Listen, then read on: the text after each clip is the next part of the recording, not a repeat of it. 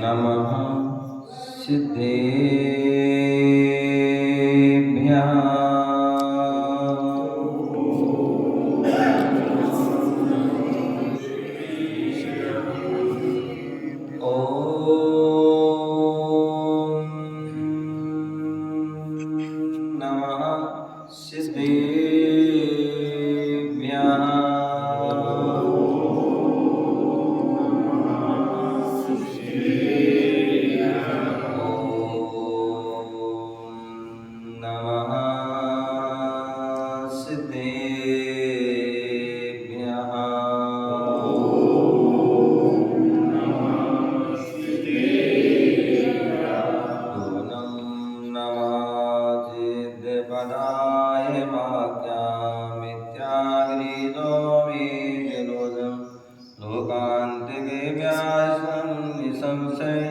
वंदे जिनेतं मुनिसुवृतं तं वंदे जिनेतं मुनिसुवृतं तं वंदे जिनेतं मुनिसुवृतं तं गुरुवापान्तिनो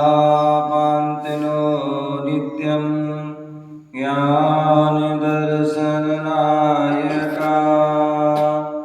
चारिताणो गम्भीरा मोक्षमार्गोपदेशिका मोक्षमार्गोपदेशिका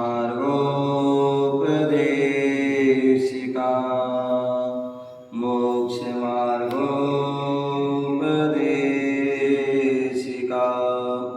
बोले अनंतानंद सिद्ध परमेष्टि भगवान की जयकारा। कैसे लगाना आपको पता है? सिद्ध भगवान कहाँ रहते हैं? मुक्ता कहाँ रहते हैं? सिद्धालय में। और मंदिर का शिखर कहाँ पर है? ऊपर है। तुम्हें जाना कहाँ है? कहाँ जाना है? नीचे तो नहीं जाना है? तो हाँ, तो सबके हाथ कहाँ होने चाहिए? ऊपर होने चाहिए। ठीक है ना? बाबा बाबा, हाँ जाओ जाओ। बोले अनंतानंद सिद्ध परमेष्टि भगवान की। बोले आदि प्रभु आदि ब्रह्मा आदिनाथ भगवान की। बोले चंदा प्रभु भगवान की। शांतिनाथ भगवान की। मूल लायक से मुझ सुब्रतनाथ भगवान की। 2400 भगवान की। सीतामढ़ी पारसनाथ भगवान की। शासन नायक भगवान महावीर स्वामी की। परम पूज आचार्य भगवान कुंद कुंद मुनिराज की। परम पूज आचार्य भगवान गुरुदेव विराट सगरी महाराज की। अहिंसामय विश्व धर्म की। तीर्थराज समेत शिखर की।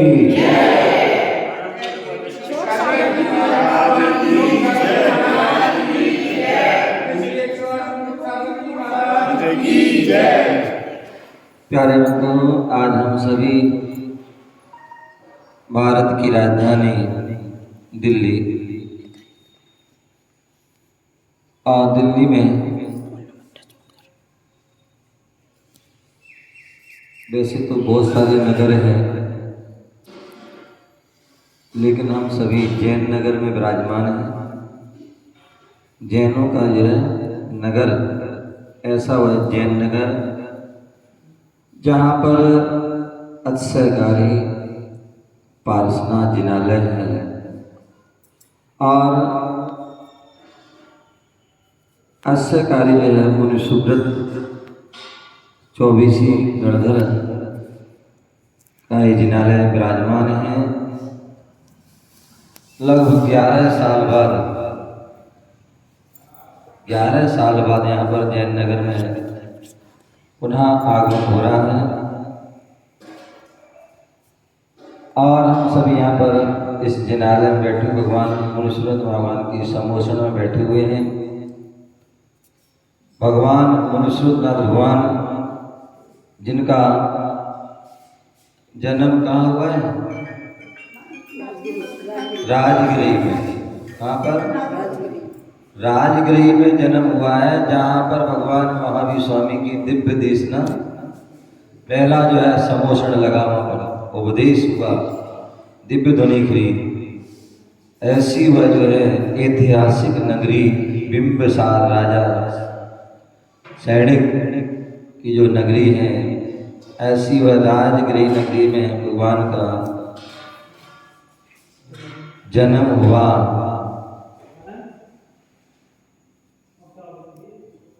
और कहते हैं जन्म तो सभी लेते हैं, आलोक जी, जन्म तो सभी लेते हैं, लेकिन जन्म को सफल करने वाले बहुत विरले ही होते हैं।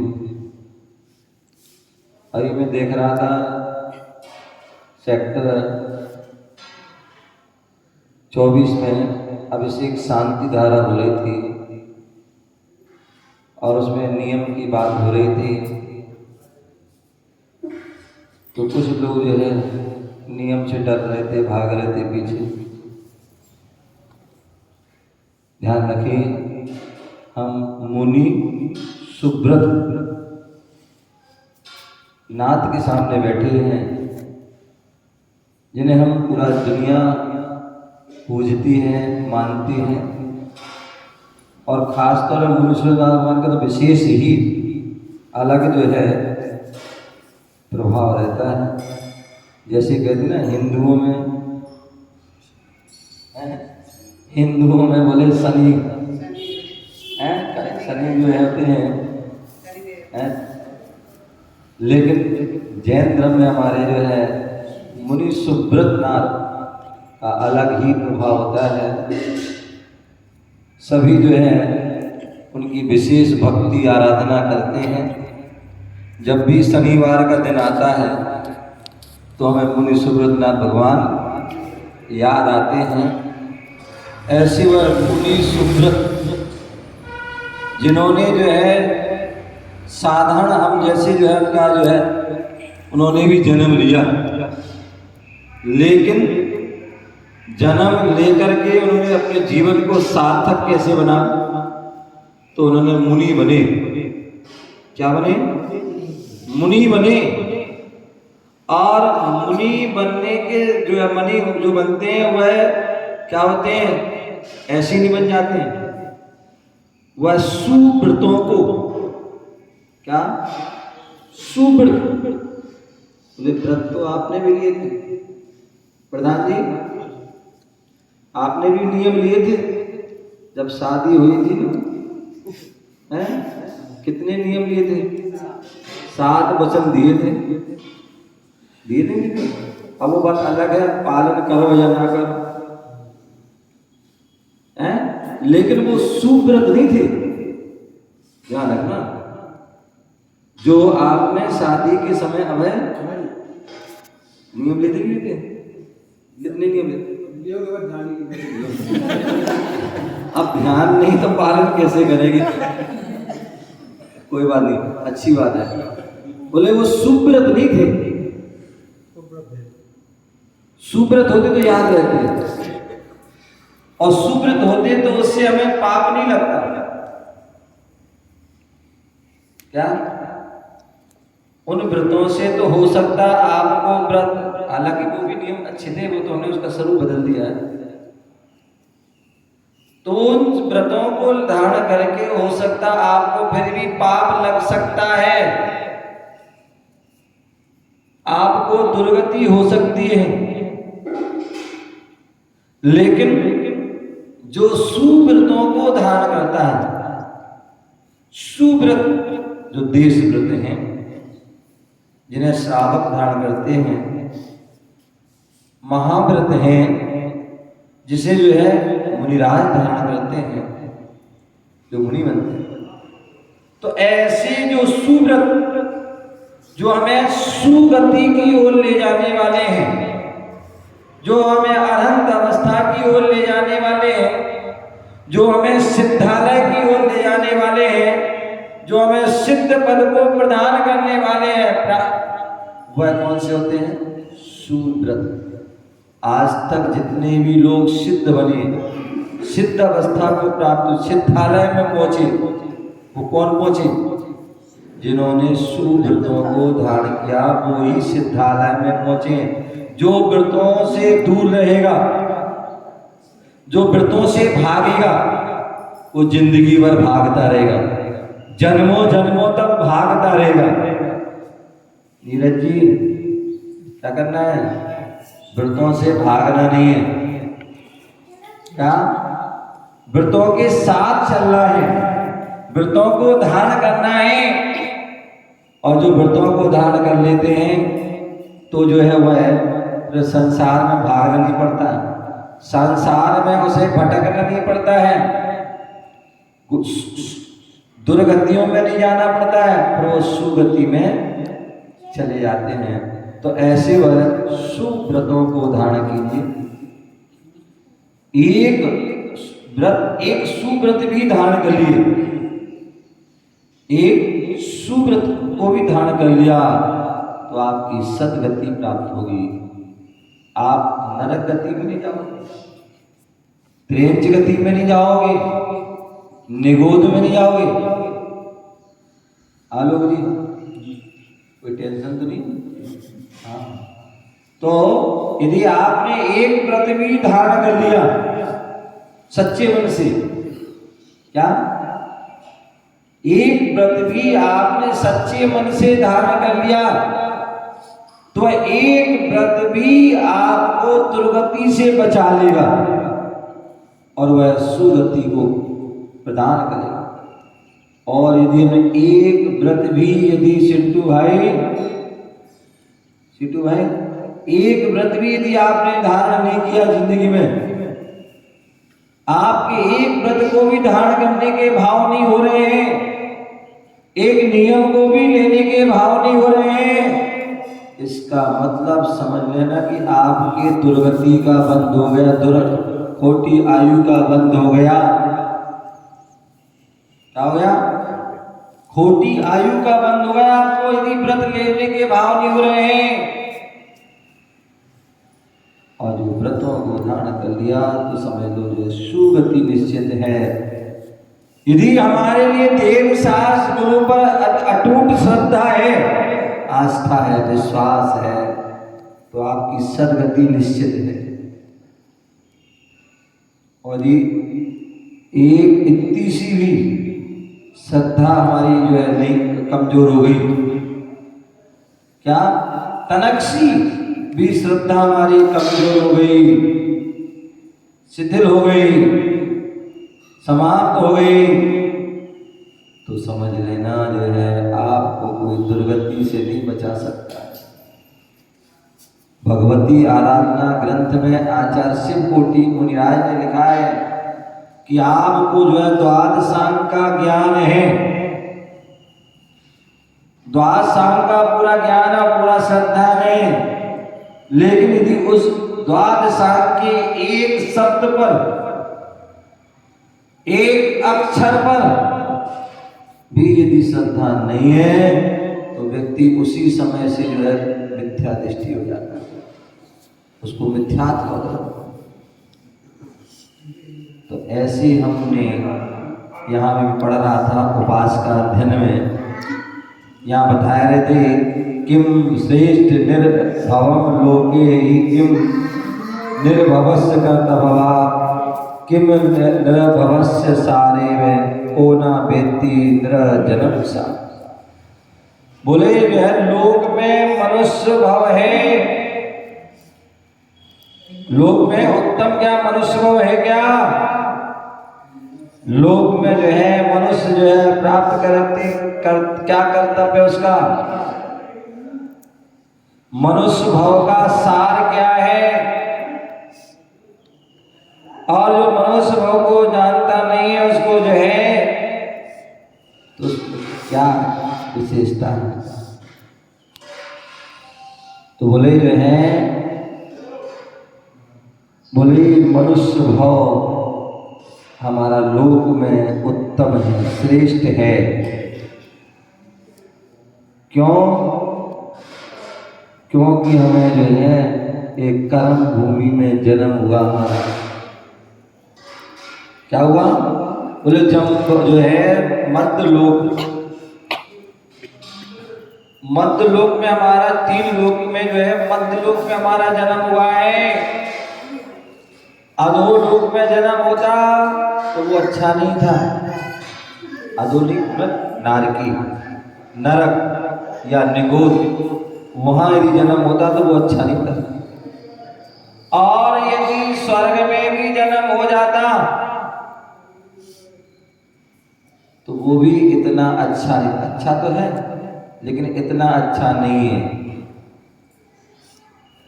लेकिन मनुष्य में जन्म हुआ हमारा, क्या मनुष्य में जन्म हुआ है। और मनुष्य जन्म अपने आप में श्रेष्ठ होता है, क्योंकि आचार्य जो है नेमिचंद मुनिराज ने जो है गौमठ सार जीव कांड में लिखा है, मरणंती जो मनुष्य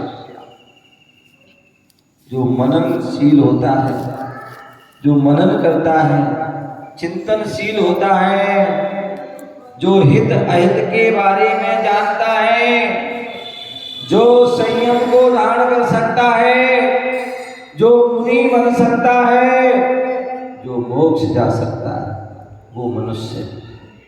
ये मनुष्य भाव की सार्थकता है।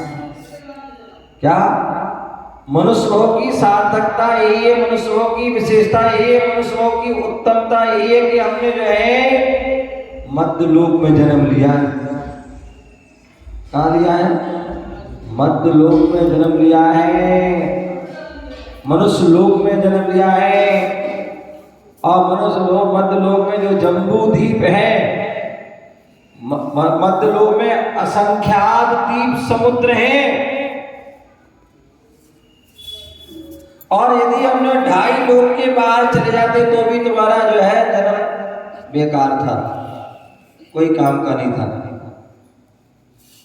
लेकिन हम सभी ने जो है उस मध्य लोक के जो है असंख्यात द्वीप समुद्रों में नहीं, अपितु जम्बू द्वीप में जन्म लिया। किसमें लिया? जम्बू द्वीप में जन्म लिया। और जम्बू द्वीप में भी वो जो है भरत क्षेत्र में जन्म लिया है, और भरत क्षेत्र में भी आरखंड में जन्म लिया है। आलोक भैया, यदि आपसे कोई पूछे आप कहाँ रहते हो तो आप ये नहीं कहते ना कि हम सेक्टर 24 में रहते हैं, समझ गए ना, या दिल्ली में रहते हैं। यदि आपसे कोई अच्छे पूछे तो आप अपनी जो है योग्यता दिखाना कि हम जैन धर्म के अनुयायी हैं, जैन धर्म के ज्ञाता हैं, समझ गए ना। कोई पूछे तो बता देना। कोई पूछे कहाँ रहते हो भैया सिंधु भाई, बोले मैं जो है 3 लोक में रहता हूँ। कहाँ रहते हो? 3 लोक में। और 3 लोक में भी जो है कहाँ रहता हूँ? त्रसनाली में। तो 3 लोक में तो बहुत सारा स्थान है जहाँ पर एक इंद्रिया सब भरे पड़े, वहां नहीं। बोले 3 लोक में त्रसनाली के अंदर। हाँ, त्रसनाली। और उसमें भी मध्य लोक में रहते हैं। मध्य लोक में भी जो है जम्बू द्वीप में रहते हैं, भरत क्षेत्र में रहते हैं, आरखंड में रहते हैं, और आरखंड में भी भारत देश में रहते हैं। और भारत देश के जो है फिर दिल्ली प्रदेश, फिर रोहिणी, और फिर सेक्टर 24 में, फिर पॉकेट 3 में, और फिर नंबर 172 73 3rd फ्लोर, और 3rd फ्लोर में इस कमरे में, समझ गए ना। ये जो है आपका एड्रेस। तो हम जो है मनुष्य जीवन लिया है हमने, और ये हम जो है आरखंड में भरत क्षेत्र में आदि रह रहे हैं। और उसमें हम जो है कर्म भूमि है, क्योंकि मनुष्य का जन्म तो हो सकता है पहले भी लिया होगा, लेकिन भोग भूमि में गए होंगे, उपभोग भूमि में गए होंगे, अंतरदीप आदि में जो है जन्म हुआ होगा, जहां भटक के तो होगा। लेकिन कर्म भूमि में जन्म लिया है, क्योंकि कर्म भूमि में जन्म लेकर के ही हम अच्छे कर्म भी कर सकते हैं और बुरे कर्म भी कर सकते हैं। क्योंकि ये मनुष्य, ध्यान रखा, मनुष्य गति ये चौराहा है। क्या है? जैसे भी अब आए थे ना, कौन सा चौराहा था भैया? तीरथ जी बता रहे थे आप, वो चौराहा 23-24 का 23-24 को वो चौराहा जहाँ पर कहीं भी चले जाओ वहाँ से आप हैं चौराहा था ना तो हम इस साइड क्यों आ गए क्योंकि हमें जैन नगर आना था चाहते तो दूसरी साइड चले जाते नागलू पहुँच जाते रोहिणी पहुँच जाते सेक्टर 24-22 आदि कहीं भी पहुँच जाते लेकिन इस साइड आ गए क्योंकि हमें तो उसी प्रकार मनुष्यगति चौराहा है और चौराहे में हम जहाँ जाना चाहे वहाँ जा सकते हैं चाहे तो नर से हम नारायण भी बन सकते हैं नर से हम नारकी बन सकते हैं नार से हम निगोदिया भी बन सकते हैं नर से हम जो त्रियंजी भी बन सकते हैं नर से हम देव भी बन सकते हैं और नर से हम नारायण भगवान भी बन सकते हैं जैसे हम कर्म करोगे वैसे ही हमें फल मिलेगा यदि हमने अच्छे कर्म करोगे व्रत नियम संयम को धारण करोगे सुव्रतों को धारण करोगे तो हमें सुगति की प्राप्ति होगी और यदि हमने जो है व्रत नियम संयम को नहीं धारण किया भोग विलासताओं में फंसे रहे तो दुर्गति को भी हम प्राप्त होते मनुष्य बहुत श्रेष्ठ इसलिए उत्तम इसलिए क्योंकि हम जो है मनुष्य हैं मननशील हैं चिंतनशील हैं हित अहित का हमें ज्ञान है हम मुनि बन सकते हैं संयम को धारण कर सकते हैं और मोक्ष को भी धारण कर सकते हैं ऐसे हम मुनीश्वर भगवान के चैत्यालय मंदिर में बैठे हुए हैं और जैसे उन्होंने मुनि बने और सुव्रतों को धारण किया महाव्रतों को धारण किया और उनका पालन करके वह महापुरुष